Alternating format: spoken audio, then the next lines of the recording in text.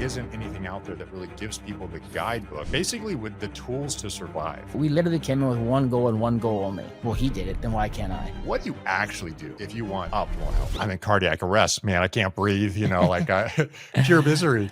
I freaking cranked up 100 milligrams per deciliter. So I actually what does that mean? Can you just what is a ketogenic diet? The ketogenic diet is a diet that is actually been around for over 200 years. I think the food environment is the #1 factor contributing to the dysregulation. When someone walks into the grocery store, they have no idea that what they're eating may cause that adverse response versus other food. They're just trusting what's on these food labels. They're basically tricking people. From the In Range podcast featuring Andrew Koutnik and Max Domi, you guys are going to get one thing, and that is for sure, you will get the truth.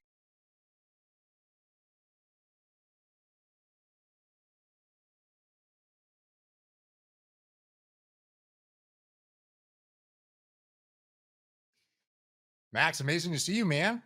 We're back, baby. Let's go. And I have jibs too. I got teeth.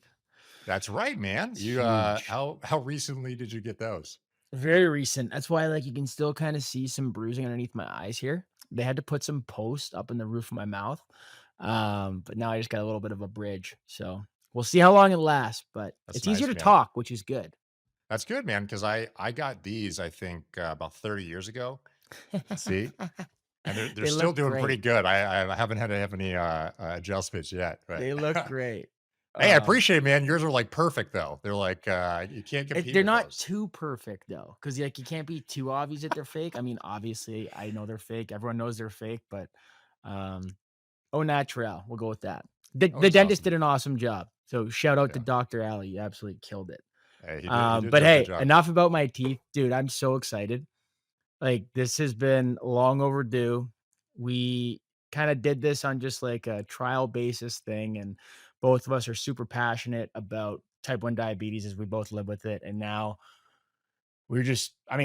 I'll speak from my experience and you can kind of echo on yours, but I couldn't believe the feedback we got, whether it was at certain events throughout the season. For me, everyone was obsessed with our podcast, and we made a difference. So that was the reason why we did it in the first place. So now we're going to take it to the next step. As you guys can see, we got our home studios set up. So it's going to be much more frequent, much more real. There's no real studio setup, so to speak, or people behind the cameras. It's literally just me and Andrew, and it's very intimate. It's gonna be great, and I'm super pumped. So I can't wait to get started, bro. Well, yeah. So Max, so I want to take the people listening a little bit back, because you actually essentially called me out of the blue and just said, "Hey, man, we should do this." And I was like, I was skeptical to say the least. And you're like, "No, man, we're gonna fucking do this, man." And so for those who are maybe heard of season 1 or joining season 2, or this is the first time, give a little bit of background about actually how that went down, because it wasn't oh, we're just gonna go do this. We have all this pre-planned. Oh, this is gonna be months of planning with all this team. There was none of that whatsoever. So give a little background on that. Okay, well, those that know me personally know how impulsive I can be. And some of that can be for the better and the good, some not so much. But in this particular case, Andrew and I, we met a few years ago, and I'm sure a lot of people that are hearing this already know this, but I'll elaborate and I'll give some more in-depth detail. I was lucky enough to stumble upon this gentleman on the other side of the podcast right now, and he changed my life for the better. He taught me things about the disease that I live with, type 1 diabetes, on a daily basis. He taught me things that I had never heard of or understood or could really even comprehend. And as a professional athlete playing in the NHL at the highest level for my sport, there's a lot of challenges that are presented with that. And I was super lucky. I had some great doctors, some great nurses, some dietitians, and strength coaches, and everyone was really trying to figure out how they can help me out.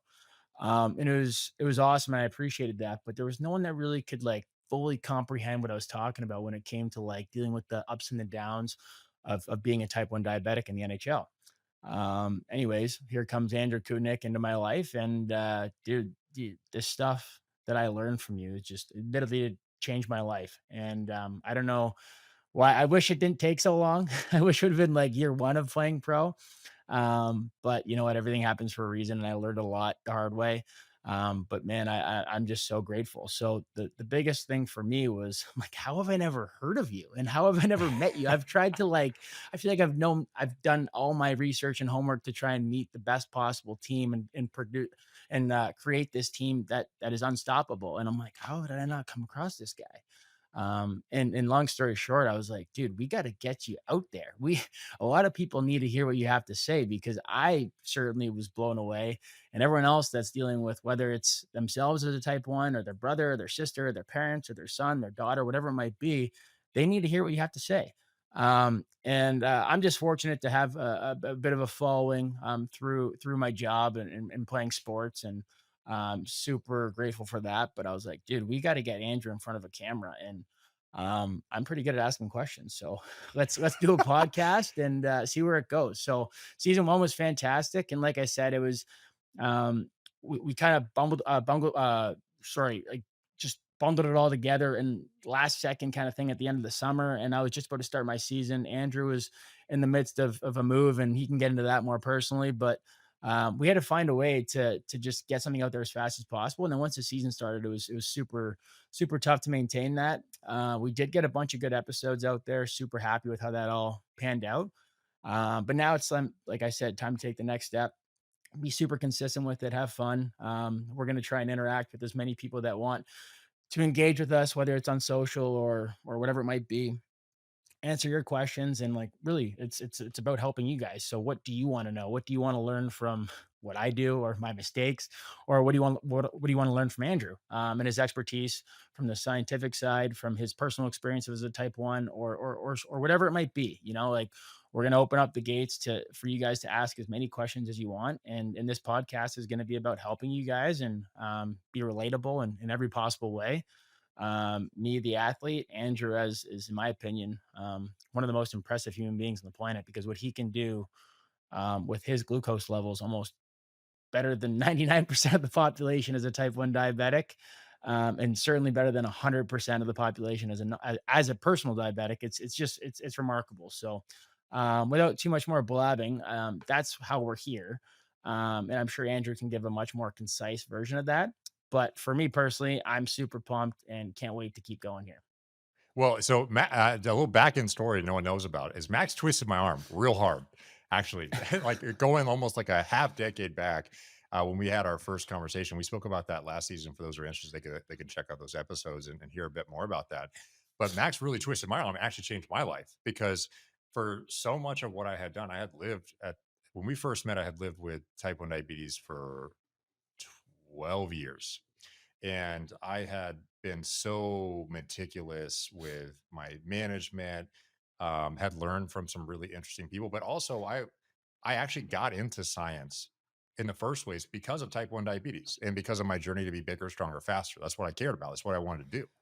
And because of that, I tried to learn everything I could. And so I actually went and got, a PhD in biomedical sciences and a degree in exercise physiology to literally just understand how I could be better. How can I be better with type 1 diabetes? How can I be a better athlete? How can I get better glycemic control? How do I live as long as possible? And to be honest with you, it was pretty selfish. Like I was like, I just want to be as good as possible. But what I realized along the way is what I was learning, and these courses in the medical school at University of South Florida. They're Morsani College of Medicine there. All the courses I took in exercise physiology, it was giving more context to what I was seeing in my type 1 diabetes. What is often the case in type 1 diabetes is there's this huge disconnect, Max, between, hey, this is how the body works. But then how does that adjust with type 1 diabetes? Because there are clear changes, that are clear adjustments that happen. And trying to piece that together is not something that most people care to even do.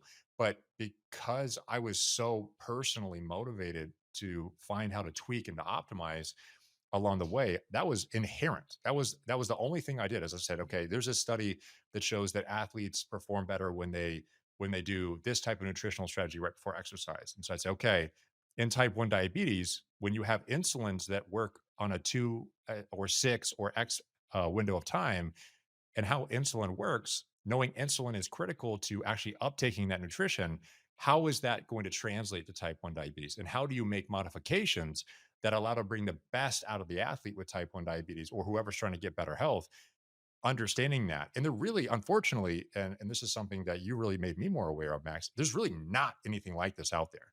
There really isn't anything out there that really gives people the guidebook to try to take someone who's getting diagnosed and they're in the hospital and they leave basically with the tools to survive and change that so they can thrive.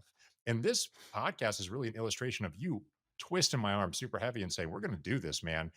We're just going to get out there, speak about it.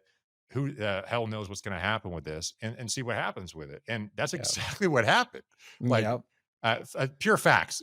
Max is like, all right, you guys, like, we have 1 or 2 weeks left before the season starts. Can we pull this off? And just to give some background, man, like, so this is just real. Is I literally was like, I went after we had the conversation. I was so pumped, and then I got the phone call. I'm like, shit, man, how am I going to convince Kelly? Like, Kelly's my wife, by the way. How am I going to convince Kelly to do this? And I was Oh, like this texting is Max, I was like, great. I don't know, man. Like, this might be really hard to negotiate. I have two boys, right? I have two young boys. They were 2 and 5 at the time. They were in school, and leaving would mean that my wife had no support. She'd be doing it by herself.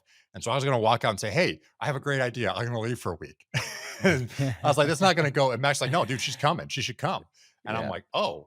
And so what we did over literally like a 2-day period is major credit to my mom, uh best woman in my life, secondary to my, well, I don't know, my wife and my mom compete real hard, but the One two A, most one important. B. Yeah, yeah, there you go. There's no, like, there's not 1 and 2. There's, yeah, you Yeah. nailed it there. The 2 most important women in my life, my mom said, "I'll fly out and watch them and watch if anyone has kids, knowing how big of a deal that is." So we booked the flight that night.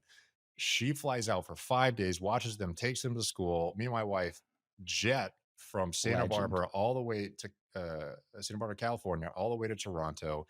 We get there, we spend 5 full days. It was amazing. So much fun, man. Toronto's such an amazing city, so diverse, so much to do, so much amazing things. Got to spend so much time with Max outside. Actually, the podcast was a small section of this, going to Yep. see, hang out with Max, and his significant other, and going to see the city, and seeing components of his background and everything involved. It was a really amazing journey, but it was quite literally like pulling straight out of our ass and said, here's we're gonna pull this off and do it. And credit to Max for just like be like, dude, we should do it, and being adamant. And we kind of a little bit of a miracle pulled this all together, and it actually happened. And it has been transformative. Max talked about this before, but I don't know. Max, I think, was a little more confident, but I was like, dude, I don't know, man.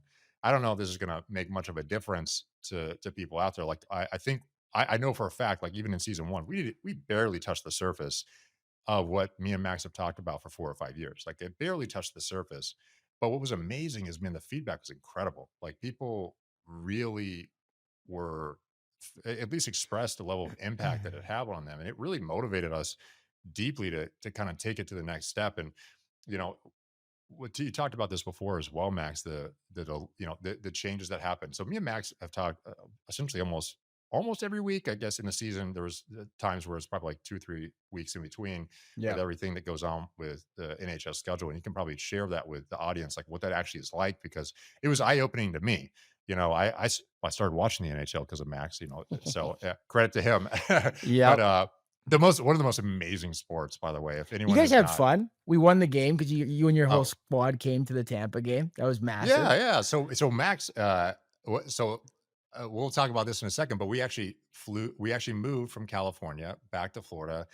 This was a big family decision. It's also a kind of a type 1 diabetes mission as well, because it allows me to engage both human performance optimization and uh, health optimization together in the context of type 1 diabetes and outside of it. So I'll get to share more about. Actually, you'll hear about it probably here on this podcast first, but joining. It'll be cool news coming up soon about what we're doing on the science front to bring human performance to type 1 diabetes. And so really pumped about that. But we moved back to Florida. And along the way, well, either way, so we moved back to Florida. It was an incredible journey to kind of transition jet set back over here and pumped to be back here. It definitely brought some more stability and allowed this to be possible because as you can see, like I'm in Florida here, Max is in Toronto. This is one of the hard things as well about the podcast is, Max in season. So what Max was talking about, we actually got to a Lightning game, and my whole family got to go. We got to watch the game. We got to hang out afterwards, and it was killer, man. Because I've been to a Lightning game, by the way, but I didn't care that much, Remember I told But you, I said, people that aren't really into hockey, and whoever's listening to this, I actually challenge you to do the same thing. If you pick a player that you like, or you're lucky enough to know one of the guys on the ice, it changes your whole experience. It really does. yeah, It's a fast game. I mean, I've played it my entire life. Sometimes I still can't keep up with the puck. You know what I mean? Don't tell me when I said that though. But seriously though, like it's really hard to follow because it's so fast. But when you follow just one player, a couple players that you know, have a personal connection with, and especially for me and Andrew that have spent hours and hours and hours together talking, like so, I think it hits a little bit different, you know. Again, it was one of those things where I was super excited to not just have you at a game, but to have your whole family there. I hadn't met the well, obviously, I'd met your better half. Kelly's fantastic. She's the best. But your 2 boys, I hadn't met. I felt like I knew them, yeah. but, like, I didn't know them. So, to see them in that setting was fantastic, and now that they can put a face to a name, whenever you're referring to me, and especially with the podcast, I think it was fantastic, and to circle back to what you were saying earlier about bringing you guys down to Toronto was one, I wanted you to see where I live, 'cause I think it is a fantastic city. It's a hidden gem, and a lot of my American friends have just heard of it. They never actually been there. But when you come here, it feels like you're in Chicago or New York-esque, like, kinda thing, you know what I That's mean? absolutely true. And the Yeah, people are fantastic. It's a super diverse city, and for me to be able to play in my hometown, for the team that I grew up watching was something that was a goal my entire life. So now that I'm living that out, I'm trying to share that with as many people as I can that are close to me, and it just so happened to be at the same kind of time period of us aligning with this podcast and how we're going to do it. I'm not great with the whole like technology thing, so Andrew stepped up absolutely huge to get this all together. If I shared the list, which I never will, it's between me and him, the list of stuff that this guy sends me to be like, "Hey, we gotta get this to make this possible." Here I'm thinking like, just, yeah, open the laptop and start Zoom or whatever you wanna call it. Dude, the list was like, I'm scrolling on my phone. I'm like, dude, where do I get all this stuff? I haven't heard of half this. Anyways, long story short, got it all. We are here. My studio is set up at my house in Toronto. Andrew's locked in Florida. So our goal is to be as frequent and consistent as we possibly can. Andrew's a busy guy. I have a pretty busy schedule, but we're going to try and do at least once a week, sit down for 30 minutes to 45 minutes. And yeah, so long story short, that's how we got here. Both of us are super pumped. And I'm just going to echo one more thing that Andrew had said earlier because it's so important. And first of all, like, we didn't come into this from an approach to start a business or anything like that. We literally came in with one goal and one goal only. I wanted as many people to benefit from the guy that changed my life, as I possibly could. It's the same reason why I wrote a book. I couldn't possibly meet with enough kids after. I mean, and that was a highlight of my whole hockey career is meeting a family after a practice or after a game. Because I remember back when I was a kid and I met Mr. Bobby Clark, who is for the non-hockey fans out there, an absolute legend. He's a Hall of Famer, Stanley Cup champion. He actually had no teeth, which ironically I did have no teeth. Now I have them back. And I was lucky enough to meet him after I'd been diagnosed about a year or two in. I changed my number to his number. And there was a lot of days when I was young where I was just like, why me? Like, it's not fair. But then as soon as I would let that kind of slip into my brain, Bobby Clark would pop in being like, well, he did it, then why can't I? So I always told myself, and I've said this many, many times, but if I ever got to a chance or to the level of something in life where I can make that sort of difference with my voice or actions, I'm going to do whatever I possibly can to give it back to as many people and kids as I can because what he gave me, you just can't put into words, and I'm so grateful for him. He is my absolute hero.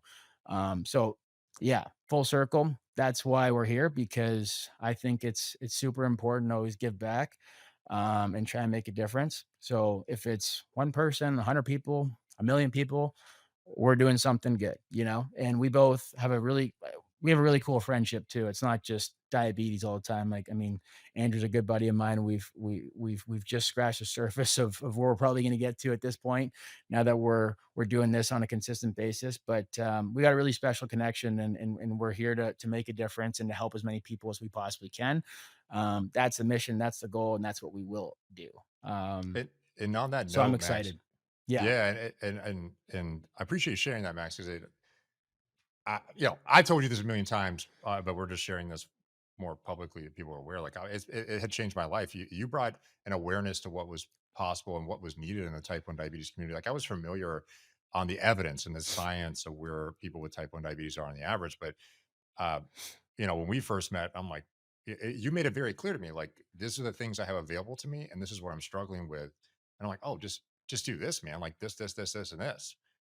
And it just iterated along the way. And I was like, man, we should get this out there to people. And so a Yeah. lot of this effort is to bring that information to people, to bring the how to's, the lived experience, the raw transparency that is this journey. It's as Max is, it's interesting. I wrote in a post the other day talking about type 1 diabetes. There's really no days off. There's no meal off. In essence, ironically, your book is named "No Days Off" for obvious reason, for like purpose, a good purpose, right?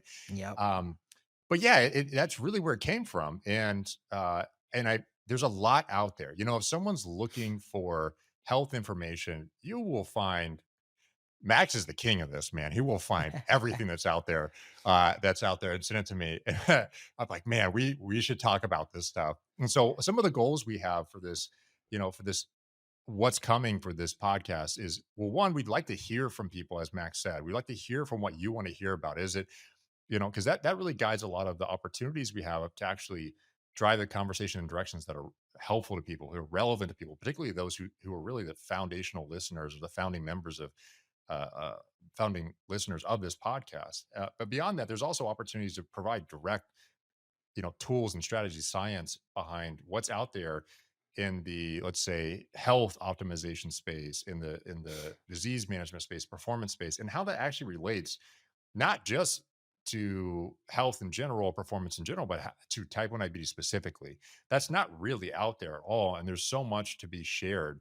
There's like, oh, you take this insulin and this many doses for this much carbohydrates, but there's really nothing out there that says, what do you actually do if you want optimal health? What do you actually do if you want to reach these numbers and get off the roller coaster or perform optimally with all these constraints, with all these things moving at the same time? That's really not just a science, but an art informed by science. And so that's something that I think is really powerful to get into. And obviously there's plenty of myths out there. It'd be fun to bust a few of those and explore 100%. some And that's ideas. my And job. That is 100% my job, because I refuse to ever show our personal conversation on Instagram.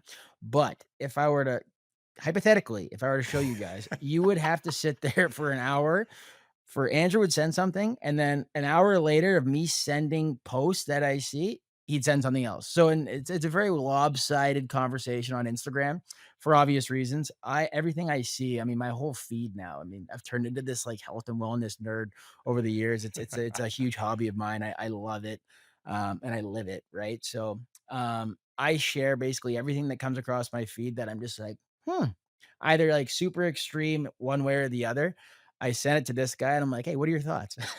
And we were like, he actually was his idea. He's like, "Dude, you know how funny this is?" I'm like, never thought about it that way." He's like, "People would love to see this because one, they can relate to seeing this kind of stuff on social media, and two, they need to know that a lot of it's not true. And the stuff that yep. is true, we will magnify that, but we also magnify the stuff that is complete bullshit.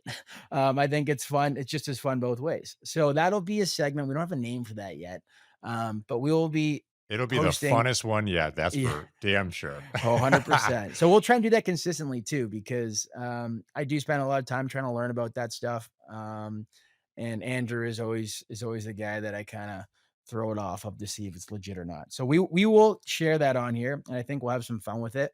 The other thing, and I know I've already mentioned it a couple times, and Andrew has as well, but I'm dead serious. I really think one of the most important parts of this podcast is going to be the dialogue between us and you guys, the viewer. I want to see as many questions as possible. There's no dumb question, um, like across the board. It doesn't even have to just be about diabetes. It can be literally anything, and we're going to talk about that on here. Specifically on the diabetes side, I had about a billion questions for this guy. I still do. I'll text him sometimes later than I should, about things that I mean, I don't think anyone could actually come up with an answer for me, but he always has one. So I encourage you guys to ask us any question you want. You want to talk about what do we use to treat our lows? What's our workout schedule like? What are we doing for our workouts? What else? What else? What do I drink on the bench? What kind of insulin do I take? Am I on an insulin pump? Am I not? Is there a difference between certain types of insulin? Do I wear a CGM? All this good stuff. And the cool thing is both Andrew and I are both type 1, so we can relate to basically anything you guys are experiencing, um, more or less, you know? So I think it'll be a lot of fun, and it's just one part of this podcast that is going to be a great time, and hopefully super helpful to all you guys watching.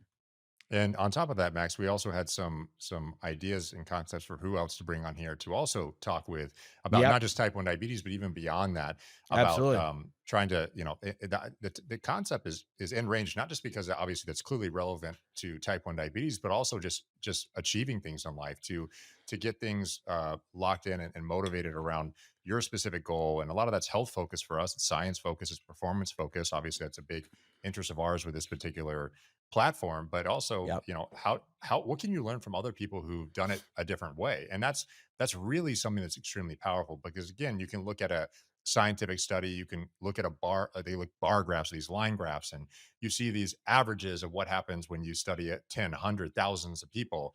But the yep, reality is that you are an individual person who may or may not fall on that line or on that bar. You may be outside of that. And it's important to hear from diverse experiences from different people who can give you insights that truly yep. could be life changing. I mean, I've heard from many people who I'm like, oh man, that must be total bullshit. And I try it. I'm like, oh man, that's actually, I'll give an example. So I went to Switzerland recently to speak Yeah. at a conference, and I had always, me and Max have talked a lot about cold plunges and kind of these alternative approaches and Max is a big fan. I was like, oh man, the science is like so the science on cold plunges is not that spectacular. Now it's been studied a lot in sports for the ability to blunt inflammatory responses. It may impair some of the synthesis response or the but allows you to recover a little quicker if you have an immediate performance bout in short succession. But long term, there may be potential negative implications. Either way, so long story, or we can get into more of that detail. So this interests people. But I went to Switzerland and so as a health conference, right? And I'm speaking on type 1 diabetes and human performance. And so a lot of people there, they'll physicians from around the world and athletes and whatnot, like, oh, we're gonna go jump in the Swiss Alp lakes. And I'm like, well, I gotta do that. I don't even know why, like That's a what health bucket benefits. list item for me. Yeah, like why not? Why not do 100%. this? And so it was actually glacier fed. So to give perspective, it was So freezing. good. Um, and so we Uh, walk at like 6:30 in the morning. They have this amazing coffee, by the way, in Europe. Max doesn't really drink caffeine or anything, but I do. I Big don't, but I fan. have heard that it is fantastic It's over there. spectacular, man. Let me Yeah. tell you, it's next level. And so I have some of that, and I'm walking out with the group of people. Um, and it was so we get down, we do like they do Wim Hof breathing, right? So they're doing this Wim Hof breathing. And I'm just sitting here like, all right, come on, guys, let's jump in this water. But I'm going through with it, right? Because I'm thinking this will The be Iceman, Wim Hof. What a yeah, legend. he's a legend, especially when we were not to tangent super hard here, Max, but when we were doing a lot of our Department of Defense and Yep. um, military based work, you'd hear a lot his name pop up a lot just because of when you try to go to the top 1% and you have the extreme uh, challenges that some of these people experience on the elite end of military performance. You want to pull from every insight you can gather, especially the ones that haven't been explored yet. And so Wim Hof's name had been brought up a long time when I was first getting into the military science space of human performance. And either way, so I had heard of his name a million times, and breathing. We all know breathing can change your physiology pretty powerfully. Either way, so we're doing this, and they had an instructor there who was training the Wim Hof breathing, and I'm doing it, and I'm like, all right. when are we gonna jump in, man? Like, let's do this. Like, Yeah. this is just making it worse. I just want to get in this water. And so we finally like walk into the water. And, oh my gosh. So I'm already like, it's not knee level yet. And I'm like, oh shit, this is gonna suck. And so I've done some really miserable things in my life, by the way, like some pretty terribly painful experiences, self-induced workouts, and that have been crazy, and some crazy stuff. Either way, so I'm getting in. I'm like, oh man, this is gonna be brutal. And so Oh, we it's walk so up to the good. knees. And I'm like, oh, I just gotta jump in. Everyone else like has By the been way, doing this. Andrew's knee level for me, I would be under the water, just so everyone's clear. You can't tell from here. This guy's like 7 feet tall, and I'm 5 5'10" Yeah, so on a good what day. people don't realize is that Max's teeth actually got knocked out from a knee to the face and not actually a fist to the face on one of his, games, Oh, a couple yes. actually. Yes, So, you're right. But but no, he's a monster. I would have paid a lot of money to see you suffer in the cold though, man. That's on my bucket list to go to Switzerland. Are you kidding me? Glacial water, it like, was, yeah, it was amazing. We were in how long did you St. stay in for? So we went, well, so first I have to say it was in St. Moritz, so it was like the Olympic training site for Switzerland, and Okay. it's at a mile high altitude, which is in part why they do it. And so when we walked in the water, I don't actually know the temperature, but I know it was directly fed from previously frozen water, and it was like cloudy outside. It wasn't like sunlight yet Yeah. either. And I walk in, and so we have done some military studies where I was sitting at some pretty cold water for like 20, 30 minutes before preparing our studies to launch. Yeah. And I walk in the water, and to give you a perspective of how cold it was, I actually took videos of this and actually recorded this. So I haven't released any of this, but it'd be kind of fun to do if the audience is interested in this. I can do a whole segment on that topic. But I Let's dip do in the it. I would water. love that. Yeah, if people are interested, let us know. I went all the way in, all the way to like neck level, basically, up to my chin. And it just immediately, I was like, oh, I'm in cardiac arrest, man. I can't breathe, like pure misery. And Yeah.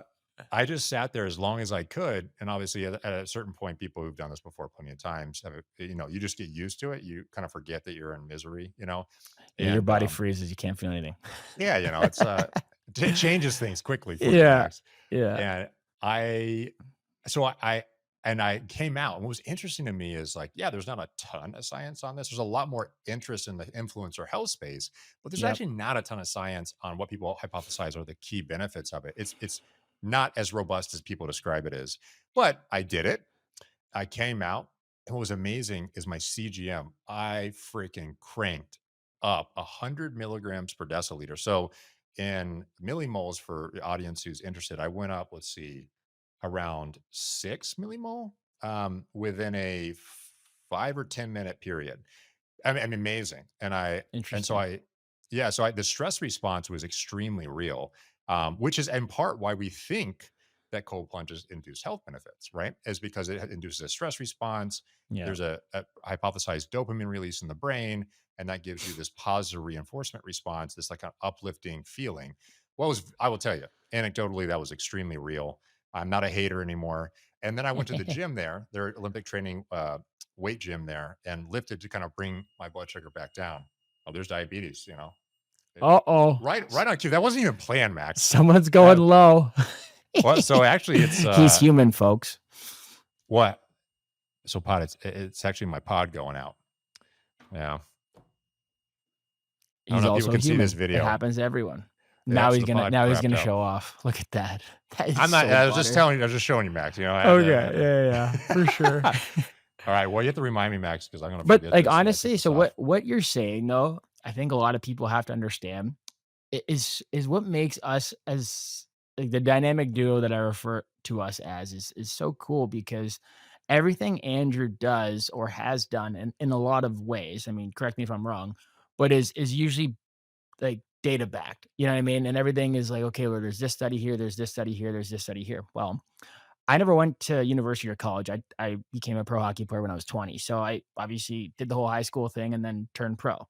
So I missed the whole university experience. I still read a lot and study in my own way, but I don't have the same academic background as him. So what do I do to try things out or to get data from it, well, I try it, you know? And I think Andrew can attest to this. All this stuff that has now become, attaboy, that has now become like kind of mainstream. I kind of couple it with the whole celiac journey that I was on.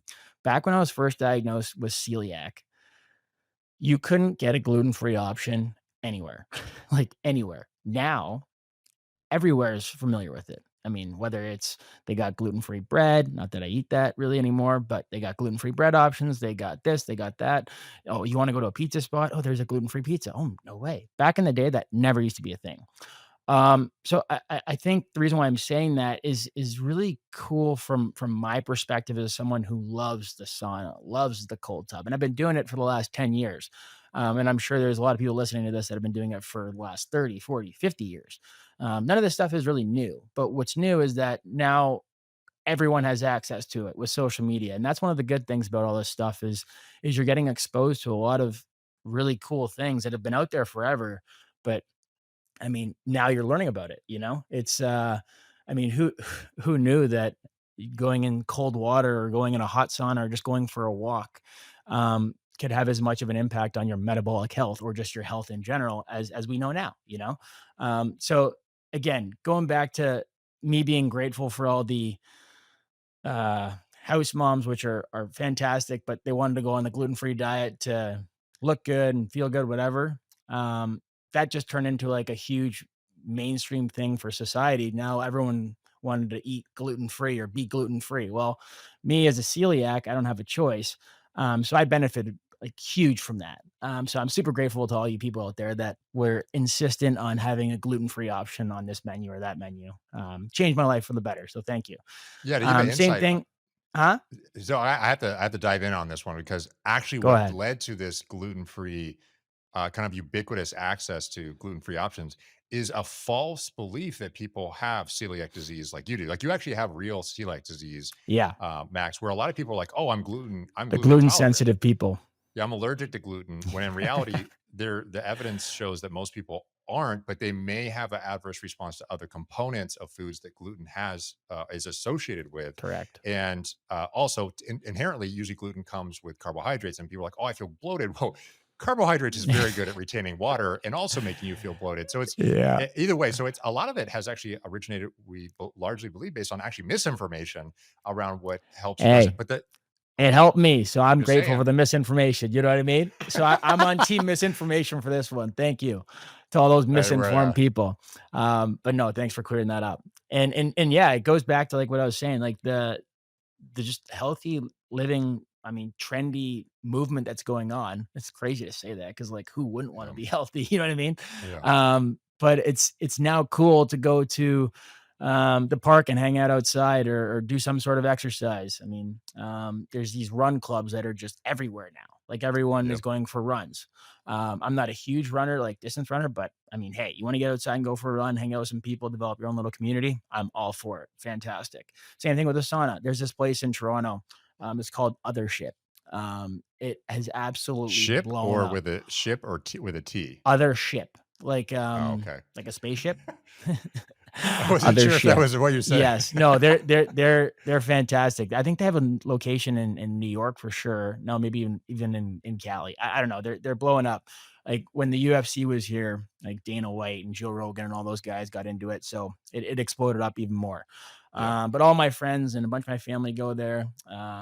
It's a bit of like a cult thing, but I mean, hey, if you want to go sauna and sweat it out, get all those toxins out after a nice long work week, I mean, hey, I'm all for that too. So again, what I'm trying to say, and the point of this whole rant that I'm going on is through the misinformation that Andrew referred to from the celiac thing, I benefited a lot from that, and now from all this health and wellness stuff being super mainstream now, I'm also benefiting from it, and so is Andrew. But I can also relate to it because I've been doing it for years and years and years, and going back to like Andrew for this stuff, the ketogenic diet is something that we're going to talk about a lot on here, especially from a type 1 perspective.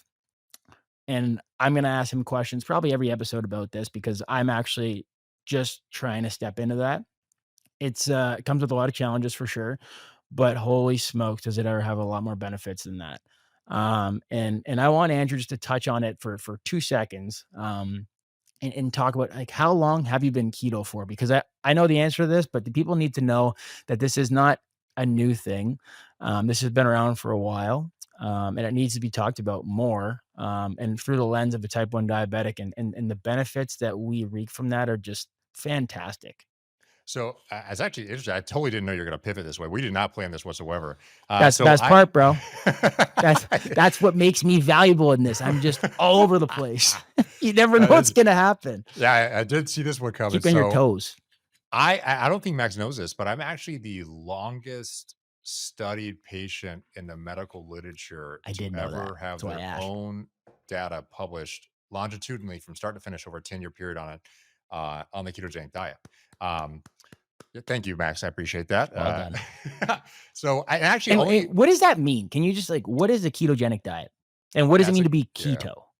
So that is another place with a ton of misinformation. So we've studied ketogenic diets for actually originally I got in so I had done the ketogenic diet for well over a decade, but I was actually studying it originally in graduate school for cancer because there was I worked in a lab where they were finding that in, at least in animals who had metastatic brain cancer Yeah. that you could use a ketogenic diet and it could dramatically extend the lifespan of these animals. And it actually only now recently, I mean that was almost a decade ago, actually over a decade ago. Now we actually see human data that seem to support it can start to extend potentially life in some pilot studies. So, science takes a long time to come around, but the ketogenic diet is a diet that is actually been around for over 200 years. So the ketogenic diet is Wow. just a diet that is low in carbohydrates. Typically, if you want to define it as keto, it's on the lower end, on less than 50 grams of carbohydrates per day. And what's interesting in type 1 diabetes is the average amount of carbs consumed is usually around 225 grams, more so around 45% of total calories by carbohydrates, which is actually lower than most people because I think in type 1 people inherently realize just through experience that higher is often more difficult to manage for many people, just due to the rapid nature of them on glucose. But this diet that's been around for since the actually 1700s for the treatment of obesity was standard of care for type 1 and type 2 diabetes in the 18 and early 1900s to extend the life of patients before the discovery of insulin. This diet is a really powerful therapeutic strategy that really flips your whole metabolism from being really dependent on glucose to flipping to use more fat and other nutrients that are produced on a ketogenic diet, like ketone bodies. And why that's so interesting, Max, is that with people with type 1 diabetes, we have essentially lost the ability to rapidly metabolize carbohydrates like normal individuals do. But we still metabolize fat the same way. We Yeah. still have access to that tool. And so shifting from one style of eating that relies on a nutrient that we aren't able to utilize as readily or as clean, with the same type of automation that other people do, whereas fat we can, no problem. Yeah. And so shifting more towards the thing that we do automatically, we don't have a loss of function in, so to speak, makes a lot of sense, at least at face value. Also, we know carbohydrates are the most potent impact on hyperglycemia at every meal of every day, more than every other lifestyle factor. So, it also makes sense on that front to potentially lower them, but it changes physiology extremely powerfully. It reduces glucose, then it reduces insulin. And insulin being low is this incredibly powerful metabolic switch. It flips your whole physiology from what was almost like anabolic glycolytic state to this reliance on fat, including your own body tissue, which is why a lot of people use ketogenic diets when they lose weight to kind of attempt to strip fat, as a part of that nutritional approach. But that's really the basics of it: lower carbohydrates, sufficient protein or high protein, depending if you're an athlete. Fibrous vegetables in the form like spinach, broccoli, cauliflower, bok choy, asparagus to get the net carbs and phytonutrients that are healthy and a part of a well formulated diet. And then the low carbohydrate component, you're just minimizing the amount of carbohydrates and getting fuel in other areas. And so when this was studied for such a long period of time, I have read over 5,000 studies in type 1 diabetes looking at the impact of nutrition and various biomarkers. We conducted the largest study ever in collaboration with Harvard, Washington, St. Louis, University of Washington, Queens College, all worked together on this project. And our goal of this was to look at every piece of evidence ever published on type 1 diabetes and nutrition.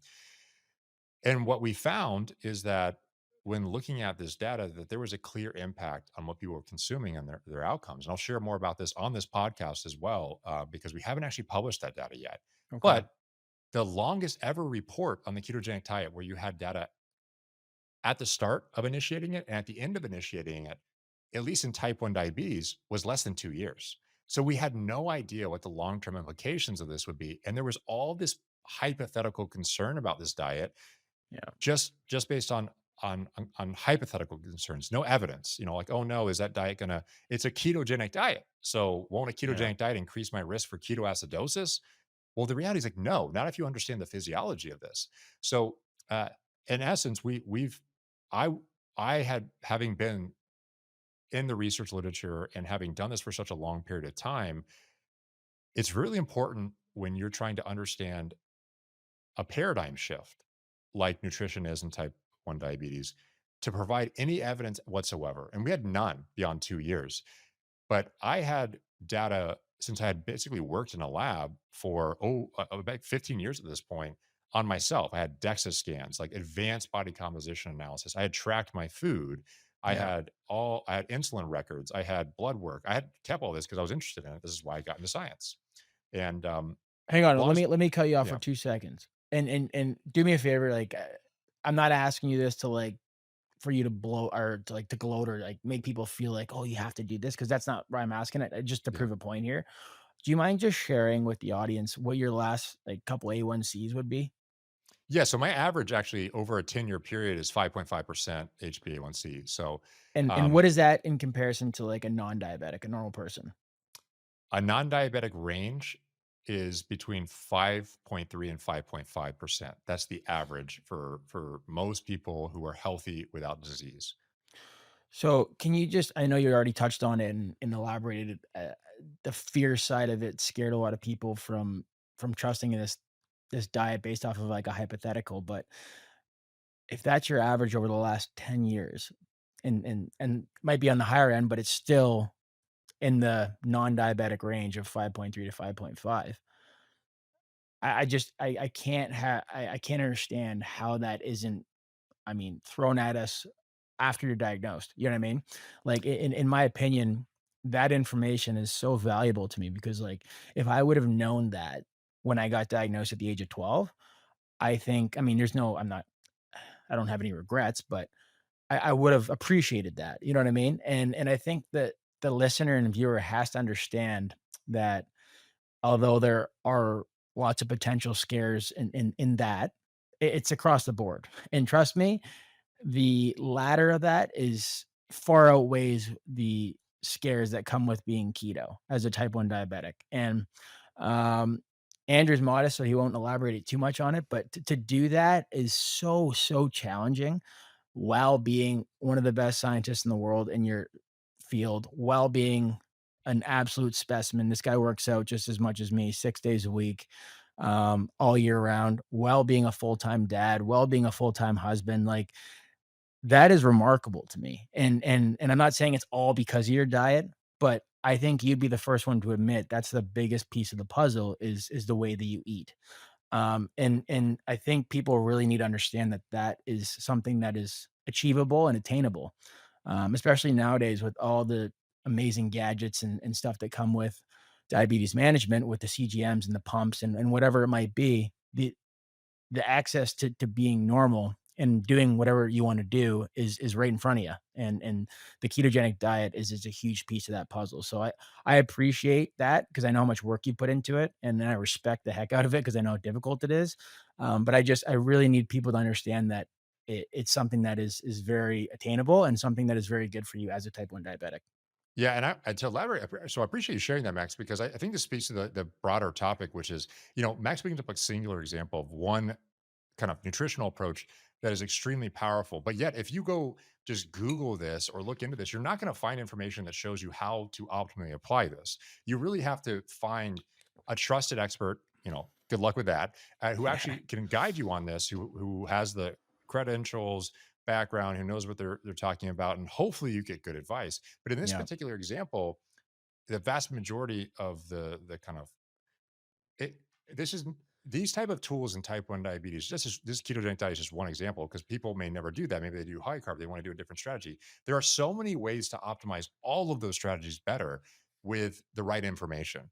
This happens to be one of the most powerful strategies based not on evidence. I mean, it's on evidence it is, but Yeah. there are tons of other tools and strategies that people are just completely unaware of when it comes to type 1 diabetes management.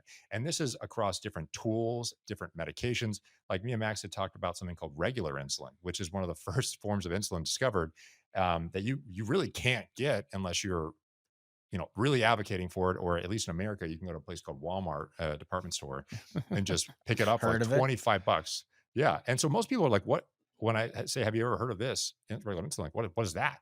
And then they're That's finding exactly what these. I said, so don't feel Yeah. bad if you're watching this and not knowing what regular insulin is. I had no clue. I'm like, what do you mean?" And So, that's just an example, right? It's like, yeah, do people realize there are multiple forms of insulin that aren't just ultra rapid and rapid, like Fias, Liumjev, Novolog, Humalog, but there's also regular forms of insulin like Novolin R, Humulin yeah. R. There's different types of insulins that can be applied for different optimization strategies. And that's all Most people are because we're trying to completely match the unaware kinetics, that. right, of whatever we're eating. So it's like the protein side, we lean more towards the regular insulin. The carbohydrates, depending on what kind of carbs, obviously, but you're trying to go as fast as possible. And even the fastest acting insulin out there, which correct me if I'm wrong, would be Fiasp, right? Fiasp and Um, Liumjev, both are okay, hypothetically the same. Hypothetically. hypothetically, and that's like what, within 15 minutes or whatever. So the onset would be okay. So I'll tell you what the onset is, and I'm going to give you some clarification. So I've Okay, done clinical research studies, okay, have okay, actually looking at various insulins and other tools, and everyone's sitting down on their ass doing these studies. Okay. So in the real yeah, world setting, these things go in faster, but typically speaking, the peak of something like Fiesta Lumen job is 60 to 90 minutes. It's going to last a little over 2 hours, but most of the effects going to be on in 2 hours. Novolog and Humalog, it's 90 to 120 minutes is the peak, and it lasts about 2.5 hours, where most of it's gone at that stage. However, none of these studies account for lifestyle factors, where just yeah, the fact of sitting up and walking around changes your response based compared to what these graphs will look like. Because when you're a pharmaceutical company, and I've literally done these, like quite literally have done these studies, when when you have a funded trial, there is a specific protocol for doing this in a very clean setting. But real world is not clean. It is so many factors, which is why patients with type 1 diabetes will inject insulin on one day, and they do the same exact thing at the same exact time with the same exact food and have a totally different response. People will say, "Oh, it's just random. This is just type 1 diabetes and random." Like, no, there's yeah, actually an explanation for that if you know why. And that explanation is critical. These are things we're going to talk about in future episodes, is actually digging into some of these details as to why that actually is. Why is it that it happened 2 different days? Okay, is your stored glucose in parts of your body, like the liver, is it higher? Is it releasing more of it at the same time? Is your response to food amplified because of this? There are all these explanations that people are just not taught at yeah, all, unless you have a super advanced training, why that is. And our goal is to bring that to people. And then, use the example of the ketogenic diet. Many people aren't aware, or they're told misinformation around these diets. This is actually, one of the things that happened between episodes that made it kind of challenging to jump in and immediately start second season is, Max is mid-season, but there's some incredible opportunities. I got a chance to go to Washington, D.C. and actually speak to our yeah. government Talk administration. about that, bro. That was amazing. Yeah, so there was a really amazing opportunity to go to Washington, D.C. I was invited to speak about nutrition and its potential impact. And we have done, I've been a researcher for almost 2 decades now, and studied the impact of human performance, diabetes management, with a particular focus around nutrition exercise. And we've done this for a long time. But the problem is that in America, particularly, I was speaking in Washington D.C., so in America here, I didn't get to go to Canada, but if they want to invite me, I'm coming. Is you Over 90% of the American population has suboptimal metabolic health. Okay. That means they either have a dysregulated glucose level, their waistline is heavier than it needs to be, their triglycerides are higher than it needs to be. 93% of Americans, so basically virtually all of them, have some form of suboptimal metabolic health. Now, that doesn't account for, let's say, new studies have just come out literally within the last week show that we used to think about 30 to 40% of Americans, more so 30, had obesity. That number is now around 68%, depending on you using the clinical definitions now. Obesity, we know that prediabetes is in over 50% of the population. Uh, Childhood disorders, which often were completely almost never seen, are now about 40% of children have some form of diagnosed condition. I mean, these are Wow. unheard of things. Obesity rates, prediabetes, things that never existed in childhood. Type 2 diabetes in childhood. The incident rate of type 1 diabetes is even going through the roof. It's supposed to double by 2040.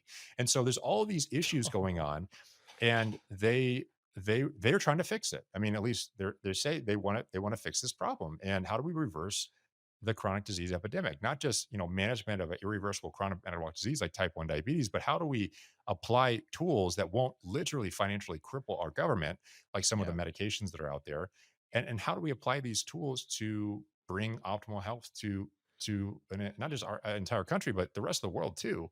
And so there's an amazing opportunity to go in and speak and just share some of our research on this topic around nutrition and just how powerful it is. Keep in mind, and this is relevant, highly relevant to type 1 diabetes, but highly relevant outside type 1 diabetes. When you have type 1 diabetes, you immediately learn how impactful nutrition can be at every meal, every day from the day you're diagnosed. Instant CGM graphs that tell you what food works for you, what doesn't, what makes you, how impactful changes in glucose can be on your mental health, your physical health. You see it all the time. You can draw these associations. Oh, I'm feeling tired and lethargic. Oh, my blood sugar is over 200 milligrams per deciliter, or it's over 10 millimole per liter.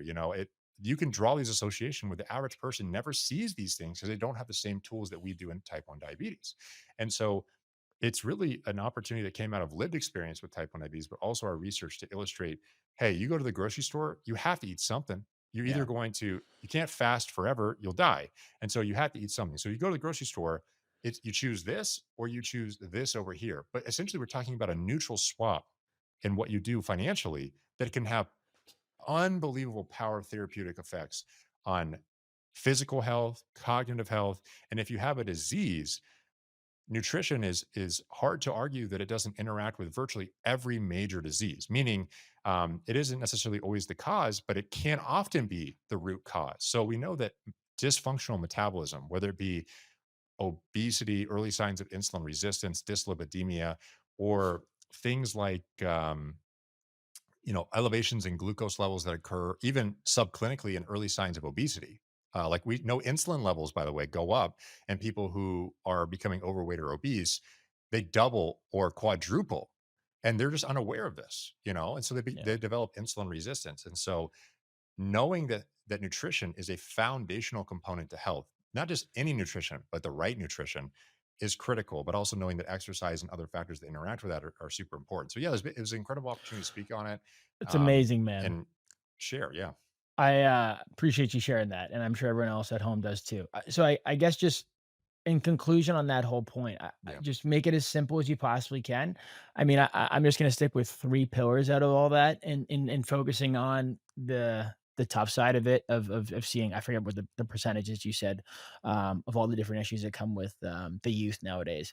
If you were to give me three big, huge reasons of why that is now versus what it was before, I'm assuming the two easy ones would be nutrition, obviously, probably being one, and lack of exercise or types of exercise is number 2. Is that safe to say? And if that is, what would the third one be? I think you're on point. I think the food environment is the number one factor contributing to the dysregulation in human health. At least one of the primary, if not leading, causes of it. And the primary example of this is in type 1 diabetes. You actually see this, but you can go buy a loaf of bread that says keto friendly or keto option of bread. And I've done this. I've actually taken two foods. Both they say keto friendly, two different brands, same calories, same macronutrients, protein, carbs, fat, and I've consumed one, has no impact on glucose, no impact on insulin. And I consumed this other brand, and it will rise my insulin 300% and my blood glucose levels 100 milligrams per deciliter. So basically 6+ millimoles per liter. And so when someone walks into the grocery store, they have no idea that what they're eating may cause that adverse response versus other food. They're just trusting what's on these food labels.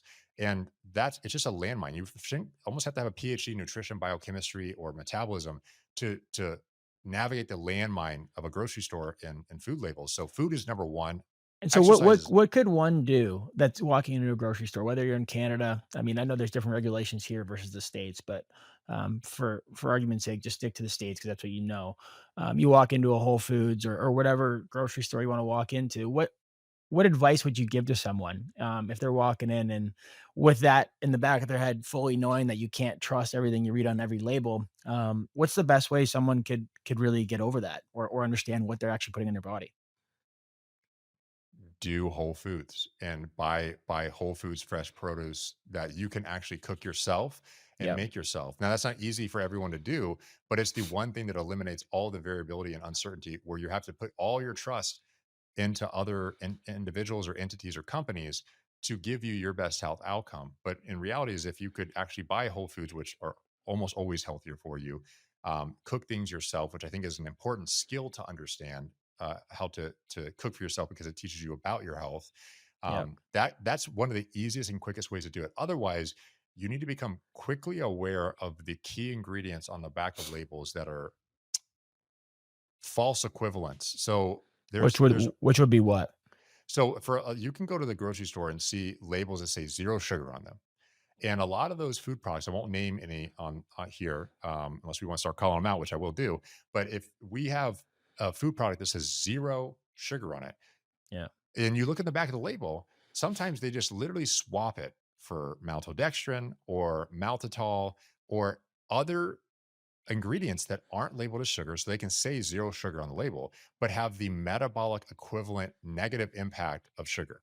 So you're just swapping out an ingredient's name so you can have a better product label. They're basically tricking people. They're tricking people into believing that their foods are healthier. This is not a conspiracy. This is just facts. This is what Yeah. is happening, and they're tricking people into better health. There are big companies who do this, and it's a sales tactic, but they're also misinforming people who actually want to get better. You think people want to be overweight and feel terrible and have high and variable glucose levels? No, people want health, which is exactly why, Max, when you said, "Hey, I've been doing cold plunge sauna plunges," people are doing run clubs, like the health your health awareness has gone through the roof. It is social media, but it's Yeah. also because people don't want to feel the way they feel all the time. They want to fix this. 100%. And in type 1 diabetes, it's a whole different level of magnitude of how much these factors implicate someone. And it takes But a that's level of also why we're lucky in a way, right? Because I mean, we don't have to deal with the unknown for that. It's pretty simple. We put something in our mouth and we eat it. We're gonna know within 5 to 10 minutes of if that label was legit or not. You know what I mean? yep, As you said, from your personal experience, you have two breads that say keto on it and essentially no carbs. Why does one raise it and one doesn't? I mean, that right there is unless we had our CGMs, which are constantly on us with our phone, like we wouldn't know necessarily. You know what I mean? yeah, And it's we're such a small part of the population that I feel bad for those that don't have access to that because how else would they know? They just keep eating it and all of a sudden it's like, "Oh no, I'm doing something good." And it's like when you're doing something that's challenging or I mean, hard in any way, that's the battle right there. You don't need to then find out after doing something that's been a challenge for you personally for the last 30 days. It's like a 30-day challenge of doing this or that. All of a sudden that it wasn't even done correctly. Like that's just it takes your freaking knees right out, you know? And that's yeah. bullshit. I'd have no time for that. And I it makes me mad. It really does. And that's why I think you going to DC and meeting with all those people and making a difference is what it's going to take, you know? So I'm super grateful for that, man. And I appreciate you sharing that because I know that's personal stuff, but I think that gives an insight on onto this future podcast of what we're gonna open the book completely. You know, we're gonna speak very freely, and I always do, so it's no different. But for Andrew to do that, buckle up, folks, because you're gonna learn a lot, and a lot of good stuff. So this has been unreal, bro. I don't want to keep blabbing on forever. I know me and you could. Just so you guys know, like we'll sit on the phone. By on the phone, I mean like on Zoom for like 3 hours, and I'm just sitting there just listening to him the whole time. And Yeah, like, so I yeah. used to like write notes and stuff, but then all of a sudden I'm like, what am I doing? Like, just shut up and listen, you know? So this has been so fun, dude. And I can't wait for next week already. Hey man, Um, you're this the is man, sick. Max. I'm pumped. I'm pumped. And for the audience, just to remind everyone, please send us what you want to hear, your ideas, your concepts, the things that you would benefit most from having us discuss. And that's something we can really make a priority to go into that and really to respond to that user feedback. But we appreciate everyone who's listened for season one. We appreciate those who stuck around to wait for season two. But it's only getting better, and I'm pumped, Max. And that studio We, looks great, by the way, and dude, so you does the too. fronts the I fronts. love it. I love it. We are gonna have so much fun with this, guys, and we're gonna tell you the truth. The truth is not always what you want to hear, but from the In Range podcast featuring Andrew Koutnik and Max Domi, you guys are going to get one thing, and that is for sure. You will get the truth. You're going to hear from us from a very real perspective that is going to tell you the ups and the downs that we go with, and we are going to debunk a lot of stuff out there. We're going to bring on some people that will back that up. Some super cool guests, both in the diabetes world, in the sports world, in the research world, and really all the different types of cool things. We want to bring on some people living their best life and absolutely killing it, because that's what we're trying to do. We're trying to help you guys kill it, and we want to make sure everyone's got the best opportunity to do so. So that was awesome, man. Thanks for listening, Hey, guys, and we'll see you guys next week. all right, guys. Thank you for listening to episode one of season two of the In Range podcast. If you want to see more, check out season one, where Max and I discuss our journeys with type 1 diabetes, nutrition, exercise, and more. Also, check out Max on Instagram at Max and myself at Andrew Koutnik, PhD. And check out the newsletter at andrewkoutnikphd.com, where you'll find key insights and resources for those looking to optimize health, master disease management, and achieve peak performance.